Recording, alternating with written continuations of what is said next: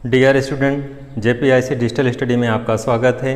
आज 12th civics में आज हमारा विषय है शीत युद्ध और इसी प्रकरण में आगे है दो ध्रुवीय विश्व का आरंभ होना। एग्जाम में कैसे क्वेश्चन करेंगे, बहुत सारे टॉपिक हैं आपके किताब से बुक से समझ में नहीं आता, कैसे कर पाएंगे उसे, तो बहुत सरल तरीके से इसको समझते हैं। आइए हम अपने विषय वस्तु को स्टार्ट करते हैं। जैसा कि टॉपिक से ही एकदम स्पष्ट है, शीत युद्ध। सबसे पहले दोनों बिंदु अलग भी हैं और सेम भी हैं, एक दूसरे से जुड़े हुए हैं। कभी कभी अलग अलग प्रश्न आता है, शीत युद्ध से क्या समझते हैं, इसके विषय में स्पष्ट कीजिए। या दो ध्रुवीय विश्व का बनना आरंभ हो गया था, इसके विषय में आप क्या जानते हैं। या फिर द्वितीय विश्व युद्ध के पश्चात दो ध्रुवीकरण से क्या समझते हैं। तो इस तरह से क्वेश्चन आता है बोर्ड एग्जाम में। कैसे इस प्रश्न को करेंगे, पहले इसको क्या इसका तात्पर्य है, क्या इसका स्वरूप था, बहुत अच्छे तरीके से इसको समझेंगे। सबसे पहले लोग समझेंगे शीत युद्ध क्या है। शब्द आया है शीत युद्ध, कोल्ड वार क्या है। तो शीत युद्ध को समझेंगे, जैसे युद्ध होता क्या है। युद्ध में हम एक दूसरे कोई देश हुआ या किसी मतलब एक देश दूसरे देश पे हमला करता है, या कह सकते हैं कि जब देश स्वतंत्र नहीं थे, दूसरे के नियंत्रण में थे, तब एक राज्य दूसरे राज्य पे हमला करते थे। तो इस तरह से जो युद्ध होता था सैनिकों के माध्यम से, हथियारों के माध्यम से, तलवारों के माध्यम से, जैसे जैसे युद्ध की विकास हुआ कह सकते हैं, वैसे तलवार के बजाय फिर गोला बारूद, हथियारों और तोपों, मिसाइलों का प्रयोग होने लगा। तो इस तरह से युद्ध में जान माल की हानि होती है। तो ऐसा ये युद्ध होता है। युद्ध के बारे में सब लोग जानते हैं कि युद्ध क्या है, इसको बताने की आवश्यकता नहीं है। आगे इसी में बढ़ेंगे। तो कहने का तात्पर्य है कि शीत युद्ध, युद्ध के विषय में पहले से क्लियर है कि युद्ध का मतलब एक दूसरे पे हमला करना, चाहे हथियारों से करें, चाहे गोला बारूद से करें, चाहे रॉकेट लॉन्चर या मिसाइल से करें, तो युद्ध कहलाएगा। लेकिन शीत युद्ध में मिसाइलों का प्रयोग नहीं किया गया था, ठीक है ना। इसमें गोला बारूद का प्रयोग नहीं किया गया था, अस्त्र शस्त्रों का प्रयोग नहीं किया गया था। तो था क्या, मतलब शीत युद्ध हुआ कब, कैसे प्रारंभ हुआ। तो थोड़ा सा बहुत संक्षेप में हम लोग समझेंगे कि 1939 और 1945 तिथि है ये। तो 1939 और 1945 के मध्य विश्व युद्ध हुआ था। प्रथम विश्व युद्ध तो 1914 से 18 हो गया था, लेकिन द्वितीय विश्व युद्ध 1939 से 1945 के मध्य हुआ था। द्वितीय विश्व युद्ध, द्वितीय विश्व युद्ध।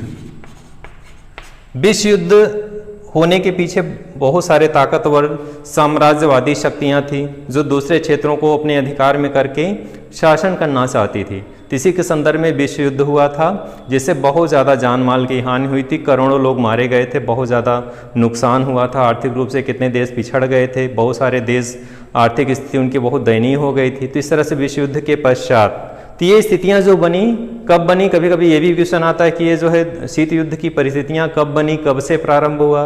तो आपको दिमाग मस्तिष्क में ये होना चाहिए कि 1939 और 45 जो द्वितीय विश्व होता है, इसके समाप्ति पे यानी 1945 के पश्चात ये होता है।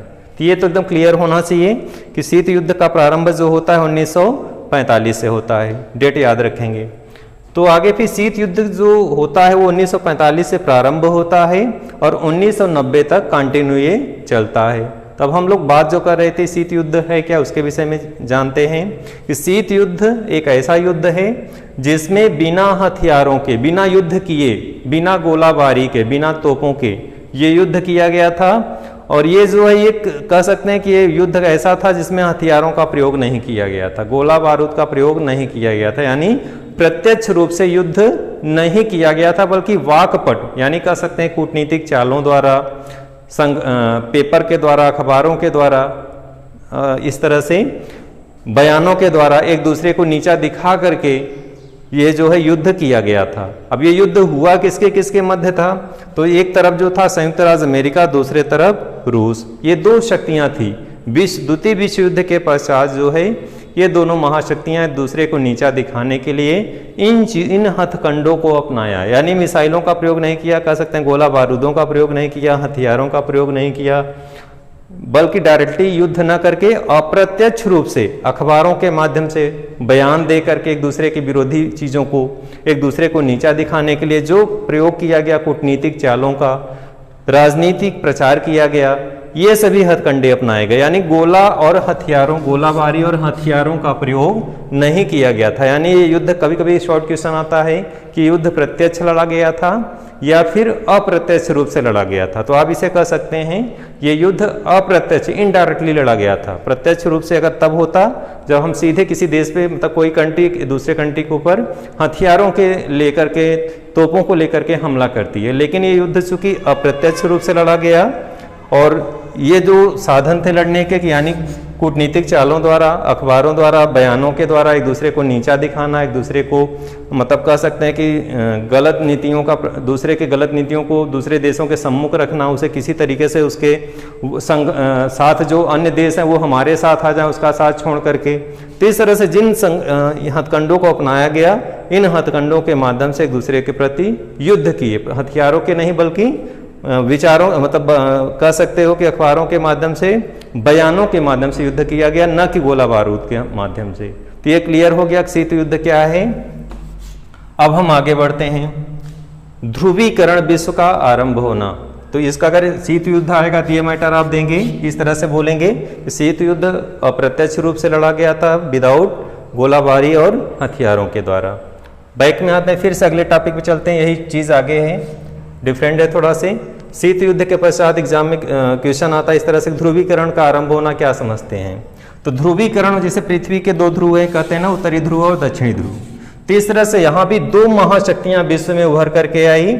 एक का नेतृत्व संयुक्त राज्य अमेरिका कर रहा था और दूसरे का रूस कर रहा था। अब इसमें ध्रुवीकरण शक्ति कैसे रूप में उभरी, दोनों ताकतवर देश एक दूसरे के विरोधी थे, लेकिन बिना युद्ध लड़े ही अपने रास्ते पर से अपना आर्थिक लाभ को क्रियान्वित करना चाहते थे, क्योंकि द्वितीय विश्व युद्ध के पहले भी ये दोनों साम्राज्यवादी विचारों से युक्त थे, साम्राज्यवादी नीतियों का पालन करते थे। साम्राज्यवादी मीन्स दूसरे क्षेत्रों को अधिग्रहित कर उस पर शासन करना, इससे उनका आर्थिक दोहन करना, उससे लाभ प्राप्त करना। ऐसे जैसे भारत में अंग्रेजों ने साम्राज्यवादी विस्तार किया था भारत में, और यहाँ पे प्राकृतिक संपदा का दोहन कर रहे थे, लाभ ले रहे थे और ये धन अपने देश में ले जा रहे थे। तो वैसे ये दोनों शक्तियां अपने आर्थिक हित के लिए, अब चूंकि दूसरे विश्व युद्ध के बाद फिर से विश्व युद्ध नहीं होना था। क्यों नहीं होना था?